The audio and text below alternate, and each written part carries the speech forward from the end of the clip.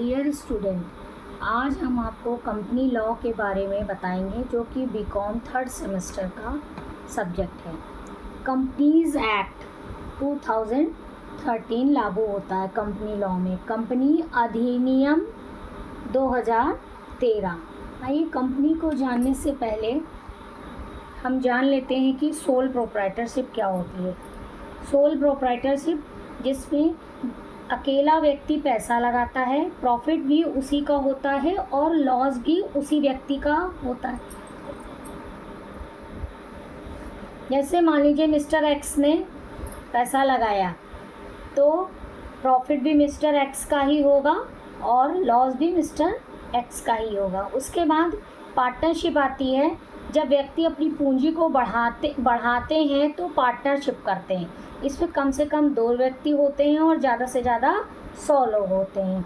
इसमें सबको एक साथ मिलकर पैसा नहीं लगाना होता है। किसी ने 10,000 रुपये लगाए, किसी ने 30,000 रुपये लगाए, किसी ने 50,000 रुपये मिलकर लगाए। सब मिलकर व्यापार करते हैं। प्रॉफिट सब में बढ़ता है और लॉस भी सभी का होता है। इसमें किसी एक का पैसा नहीं डूबता है अगर व्यापार बंद हो जाता है इन केस। फिर उसके बाद आता है हमारा कंपनी जब बड़े स्तर पर व्यापार किया जाता है तब कंपनी खोली जाती है। किसी के पास पैसे तो होते हैं लेकिन लगाना नहीं चाहता है या रिस्क नहीं लेना चाहता है, तो ऐसे में रिस्क को और लोगों में बांटने के लिए कंपनी खोली जाती है। इसमें किसी का पैसा नहीं होता है, बहुत सारे लोग, किसी एक व्यक्ति का पैसा नहीं होता है, बहुत सारे लोगों का पैसा कंपनी में लगा होता है। कंपनी के अंदर फंडिंग की जाती है। कंपनी प्राइवेट होती है और पब्लिक होती है। आइए हम आपको बताएं पब्लिक कंपनी के बारे में। पब्लिक कंपनी में बहुत सारे लोग पैसा लगाते हैं। प्रॉफिट होता है तो सब में बढ़ता है, लॉस होता है तो प्रॉफिट नहीं मिलता है। इसके अलावा अगर कंपनी डूब जाती है तो पैसा होता है, वो जो भी पैसा लगाया जाता है बाहरी व्यक्तियों द्वारा वो डूब जाता है। किसी एक का पैसा नहीं होता, थोड़ा थोड़ा सबका पैसा होता है। तो प्रॉफिट होता है जो सब में बढ़ता है। अगर प्रॉफिट नहीं होता है तो किसी को नहीं मिलता है। इसके बाद आता है हमारा रजिस्ट्रेशन ऑफ कंपनी, यानी कि पंजीयन प्रमाण पत्र। बड़े स्तर पर व्यापार को बढ़ाने के लिए कैपिटल की ज़रूरत पड़ती है, फंड की ज़रूरत पड़ती है और वो पब्लिक से उठाया जाता है। इसके लिए कंपनी का रजिस्ट्रेशन करवाना पड़ता है। जो लोग कंपनी का रजिस्ट्रेशन करवाते हैं उनको प्रमोटर्स कहते हैं, यानी कि प्रवर्तक ही वो व्यक्ति होते हैं जिनके दिमाग में आइडिया होता है कि इतने बड़े स्तर पर बिजनेस कैसे करना है, कैसे नहीं करना है। जो लोग पहल करते हैं कंपनी को बनाने के लिए या रजिस्ट्रेशन करवाते हैं वो लोग प्रमोटर होते हैं। फिर रजिस्ट्रेशन जो लोग करवाते हैं वो कहाँ रजिस्ट्रेशन करवाते हैं? रजिस्ट्रार के यहाँ, जो कि ROC जिसको कहते हैं। ROC मतलब रजिस्ट्रार ऑफ कंपनी। जो कंपनी का रजिस्ट्रार होता है इसी के पास कंपनी का रजिस्ट्रेशन करवाया जाता है। रजिस्ट्रार जो होता है सेंट्रल गवर्नमेंट का एम्प्लॉय होता है। फिर प्रमोटर्स जो होते हैं वो हमारे रजिस्ट्रार के यहाँ फॉर्म जमा करते हैं। उनको एक एप्लीकेशन फॉर्म भरना पड़ता है। एप्लीकेशन फॉर्म जो है ऑनलाइन भी भर सकते हैं। इसके बाद हमारा आता है MOA और AOA। MOA होता है मेमोरेंडम ऑफ एसोसिएशन, जिसको कि पार्षद सीमा नियम कहते हैं, और आर्टिकल ऑफ एसोसिएशन जिसको कि पार्षद अंतर नियम कहते हैं। पार्षद आर्टिकल मेमोरेंडम ऑफ एसोसिएशन पार्षद सीमा नियम क्या होता है? ये कंपनी के अंदर, इसमें कंपनी के अंदर की डिटेल दी होती है। कंपनी बनाने के ऑब्जेक्टिव होते हैं, क्यों कंपनी खोलना चाहते हैं, क्यों लोग बहुत सारा पैसा उठाकर व्यापार करेंगे, कितनी कैपिटल चाहिए, कंपनी का ऑफिस कहाँ होगा, कंपनी का नाम कहाँ होगा, वगैरह वगैरह चीज़ें मेमोरेंडम ऑफ एसोसिएशन में दी होती हैं। पार्षद सीमा नियम कंपनी के इंटरनल रूल क्या होते हैं, इंटरनल पावर क्या होती है, यानी कि कंपनी के आंतरिक नियम क्या होते हैं, आंतरिक शक्ति क्या होती है, इसको कंपनी का संविधान भी कहा जाता है। इसके बाद हमारा आता है डायरेक्टर।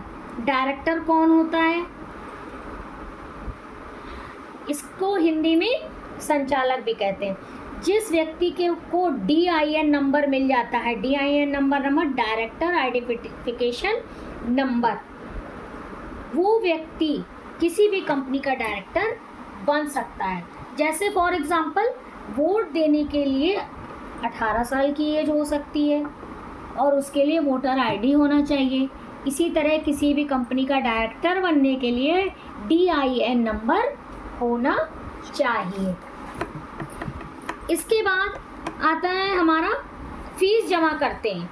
फीस ऑनलाइन, रजिस्ट्रेशन की ऑनलाइन फ़ीस जमा होती है और फीस जमा हो जाने के बाद कंपनी का सर्टिफिकेट मिल जाता है। कंपनी का सर्टिफिकेट मिल जाता है, यानी कि पंजीयन का प्रमाण पत्र, पंजीयन का प्रमाण पत्र मिल जाता है, जो देता है ROC।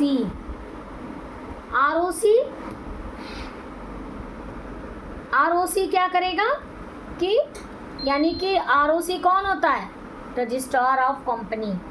वो सारे डॉक्यूमेंट को चेक करेगा, अच्छे से जांचेगा और देखेगा कि सारे जितने भी आपने डॉक्यूमेंट जमा किए थे सब अगर सही हैं, उनमें कोई कमी नहीं है, तो वो आपको कंपनी का सर्टिफिकेट इशू कर देगा। और अगर कोई कमी है तो वापस आपसे कांटेक्ट करेगा और बोलेगा सुधार करने के लिए। इसके बाद हमारा इनकॉर्पोरेशन ऑफ कंपनी आता है। इनकॉर्पोरेशन ऑफ कंपनी यानी कि कंपनी का समामेलन, जिसको कि कंपनी का समामेलन कहते हैं। जैसे ही कंपनी का रजिस्ट्रेशन हो जाता है तो उसको बोला जाता है कंपनी का समामेलन। रजिस्ट्रेशन के बाद कंपनी का समामेलन हो जाता है। फिर हमारा आता है रजिस्ट्रेशन। रजिस्ट्रेशन होने के बाद कंपनी का सर्टिफिकेट में CIN नंबर लिखा होता है। CIN नंबर हर कंपनी का अलग अलग होता है। CIN नंबर क्या होता है? Corporate identify number. उसके बाद इनकॉर्पोरेशन हो जाने के बाद कंपनी का क्या हो जाता है? बर्थ हो जाता है। जैसे कंपनी का जन्म हो जाता है। जब कंपनी का जन्म हो जाता है तो कंपनी को एक पर्सन माना जाता है। लेकिन कौन सा पर्सन माना जाता है? आर्टिफिशियल पर्सन, क्योंकि कंपनी के तो हाथ पैर निकल नहीं आएंगे, कंपनी तो साइन कर नहीं पाएगी। उसके बिहाफ पर कंपनी को एक सील मिलती है। सील, जिसको कि हिंदी में सार्वमुद्रा कहते हैं। तो कंपनी को साइन करने का राइट हो जाता है, मतलब कंपनी अपने नाम से साइन कोई भी काम कर सकती है। और उसके लिए कंपनी के डायरेक्टर को एक सील लगानी होती है। जहाँ कहीं भी कंपनी एग्रीमेंट करता है वहाँ DIN नंबर, CIN नंबर लिखना है और उसके बाद कंपनी अपना काम स्टार्ट कर देती है। उसके बाद जो हमारे प्रमोटर्स होते हैं वो सेलेक्ट करते, वो डायरेक्टर का अपॉइंटमेंट करते हैं। डायरेक्टर हर किसी भी कंपनी का डायरेक्टर होता है। ये कंपनी के एम्प्लॉय होते हैं। ये जो भी कंपनी का काम करते हैं उसके बदले में इनको जो भी रेम्यूनरेशन मिलता है वो उनकी सैलरी होती है। इनका उद्देश्य व्यापार करना होता है। इनको चाहिए पैसा, तो वो पैसा ये पब्लिक से उठाते हैं क्योंकि ये पब्लिक कंपनी है। इसके बाद ये क्या इशू करते हैं? ये इशू करते हैं प्रॉस्पेक्टस। डायरेक्टर इशू करते हैं प्रॉस्पेक्टर, जो कि प्रविवरण होता है। प्रविवरण एक तरह का एडवर्टीजमेंट होता है, विज्ञापन होता है कंपनी का, जो कि कंपनी की वेबसाइट में दिया हुआ होता है या न्यूज़पेपर में दिया हुआ होता है। इसमें बताना होता है कि ये क्यों प्रॉस्पेक्टर इशू किया जाता है? इसमें फंड रेज करने के लिए ही कंपनी का प्रॉस्पेक्टर इशू किया जाता है। कंपनी की सारी डिटेल होती है कि कंपनी पब्लिक से पैसा उठाकर क्या करेगी, कौन सा बिजनेस करेगी, क्या आइडिया है, कैसे करेगी, कैसे पैसा लगाएगी। और अगर कंपनी पहले से ही सोल प्रोप्राइटरशिप, पार्टनरशिप या प्राइवेट कंपनी थी तो उसके पिछले 5-10 साल के या 4-5 साल के क्या क्या रेवेन्यू थे, सारी डिटेल प्रॉस्पेक्टर में होती है। इसमें ये भी बताया जाता है कि कंपनी के पास कुल टोटल कैपिटल कितनी है और कंपनी को कितने पैसों की ज़रूरत है। इसके लिए कंपनी क्या इशू करती है? शेयर इशू करती है। जो भी शेयर खरीदता है वो कंपनी को पैसा देता है। कंपनी कितने शेयर इशू करेगी और एक शेयर का प्राइस कितना होगा,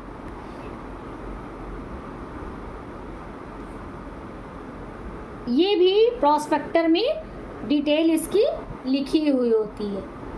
जो भी शेयर इशू करता है उसको IPO बोलते हैं।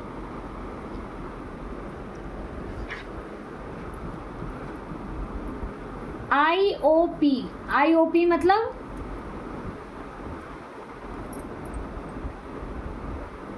IPO initial public operate. तो आई होप कि आपको कंपनी क्या होती है, प्रमोटर्स क्या होते हैं, कंपनी का रजिस्ट्रेशन कैसे होता है, कंपनी को पैसे की ज़रूरत क्यों होती है, कंपनी में MOA और AOA क्या होता है, डायरेक्टर क्या होते हैं और प्रॉस्पेक्टर क्यों इशू किया जाता है। अगर आप इसको अच्छे से देखेंगे और उसके बाद पढ़ेंगे तो आपको कंपनी लॉ समझ में आ जाएगी। Thank you.